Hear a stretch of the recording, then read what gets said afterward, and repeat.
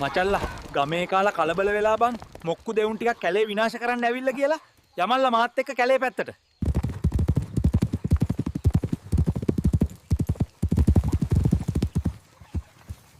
යාළුවනේ මොකද්ද බං මේ සද්දේ?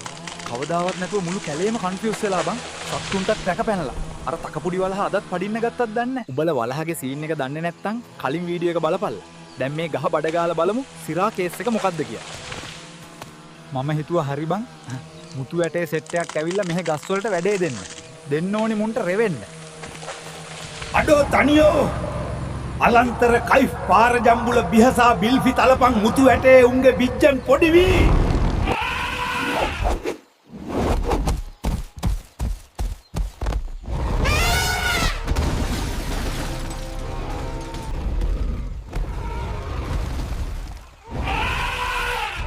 මචල්ලා කැලේද නගරද කියලා නෑ පරිසරයේ සත්තු ආරක්ෂා කරපන්. එතකොට අපිට ස්වභාව දහමෙනුත් සපෝට් එක ලැබෙනවා. මේ වගේ කාලකන්නින්ගේ ඇට තලන්න.